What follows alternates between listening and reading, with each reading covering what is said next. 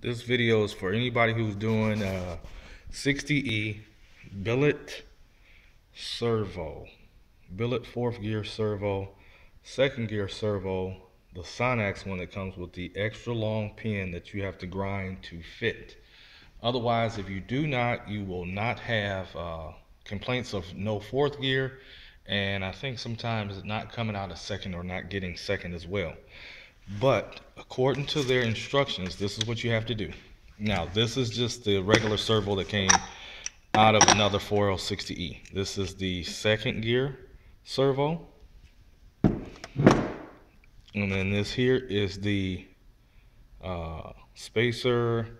And then we have the fourth gear servo. Okay, so basically this pin here will need to be ground down on the new kit. It'll need to be installed just like so with the E-clip. Mine came from them already installed. Actually, mine came from RPM Transmissions with their logo, but it is the Sonnax. Okay, so basically after everything is installed, you'll see the O-rings on each one of the servos.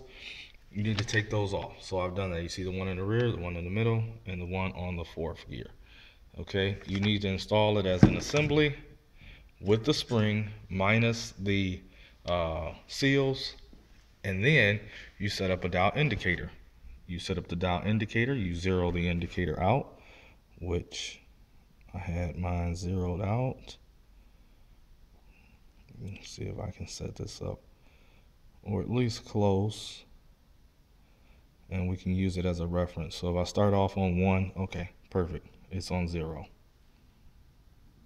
Okay, so with the dial indicator set up, basically all I did was took a screwdriver, put it here in this hole, and then I used it to press up against the case, and as you can see it's moving. When I did it, actually I needed to use more than just the one hand, so that's why I won't do it right now. But basically you're looking for 75 to 125 thousandths travel according to the instructions right here. Grind the pin tip. So you have to take it out and put it back in a couple of times until you achieve 75 to 125 thousandths of servo travel.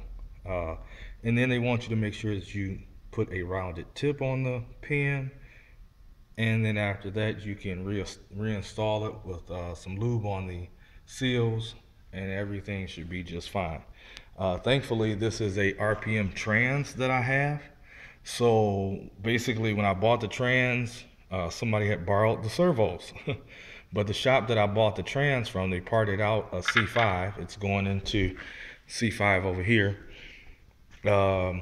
They actually told me that they would replace the servo. So they ordered, I bought the trans from them. They ordered the new servo. They sent it in the mail. And then I'm just basically seeing how much I needed to grind. But I'm at 80 thousandths of travel, so I won't have to adjust the pin. But I just was giving you guys a short video of how to do it. I basically just clipped here to the case. I have the dial indicator locked in. And again, without the seals installed, you install the whole servo assembly, everything. And then you just work it back and forth until you get you 125 thousandths to 75 thousandths of servo travel. And that's it. I couldn't find a video on it. Hopefully this helps anybody who's looking to do this kind of a swap in their 60E.